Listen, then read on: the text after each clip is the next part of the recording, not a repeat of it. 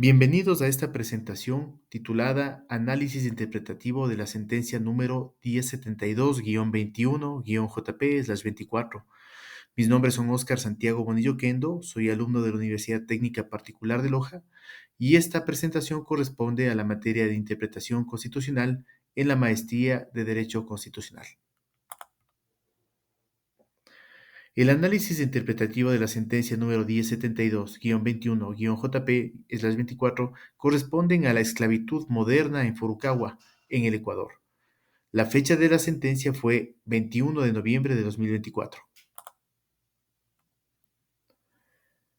Durante décadas, cientos de trabajadores vivieron bajo condiciones inhumanas en un sistema de que la Corte Constitucional calificó como servidumbre de la gleba, una forma contemporánea de esclavitud. En este video exploraremos cómo esta sentencia no solo reparó el daño a las víctimas, sino que también estableció precedentes clave para prevenir futuras violaciones a los derechos humanos. El caso comenzó en el 2019 cuando 123 trabajadores presentaron una acción de protección contra Furukawa Plantaciones y varias instituciones del Estado. Estos trabajadores, en su mayoría afrodescendientes, denunciaron condiciones laborales y de vida deplorables, campamentos sin agua potable, electricidad o saneamiento, trabajos sin remuneración justa ni acceso a seguridad social, métodos contractuales diseñados para ocultar la explotación laboral. La Corte Constitucional reconoció estas prácticas como servidumbre de la legleba y determinó que tanto Furukawa como el Estado fallaron en su obligación de garantizar los derechos fundamentales de los trabajadores.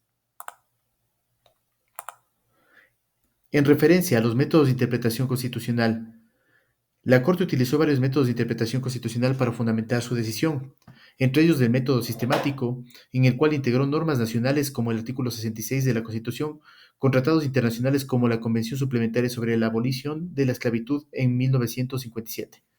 El método histórico evolutivo redefinió la esclavitud moderna, adaptándola a las realidades de la servidumbre de la gleba. El método teleológico finalista priorizó la protección de la dignidad y la libertad humana como objetivos esenciales de las normativas. En referencia a las líneas jurisprudenciales, la sentencia refuerza varias líneas jurisprudenciales importantes, como es la protección contra las prácticas análogas de la esclavitud, basándose en la sentencia 1679-12-EP/20.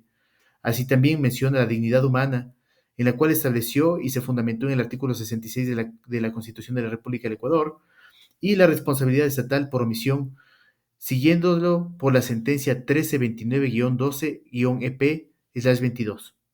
La ratio decidendi central de esta sentencia establece que la servidumbre de la gleba constituye una práctica análoga a la esclavitud prohibida por la Constitución y el derecho internacional, generando una obligación para el Estado y las empresas que deben prevenir, sancionar y reparar estas violaciones.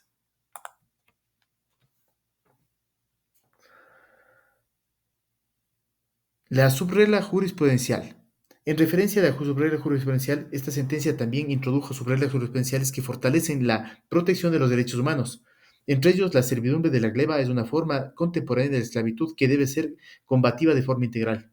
El racismo estructural es un factor clave en la perpetuación de estas prácticas y no puede ser usado como justificación para vulnerar los derechos fundamentales.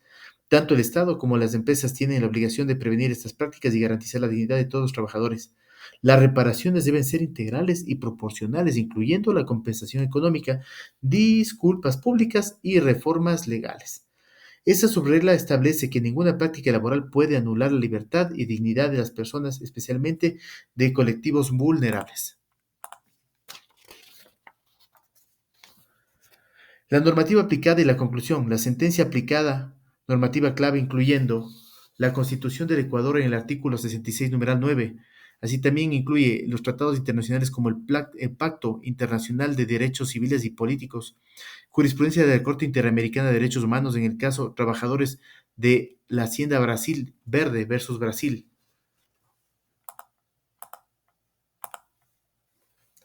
En conclusión, este fallo no solo reparó las violaciones sufridas por los trabajadores de Furukawa, sino que desarrolló precedentes robustos para la protección de la dignidad humana y los derechos humanos laborales en el Ecuador. En este caso, refuerza el compromiso del Estado con los derechos humanos y erradica la esclavitud moderna.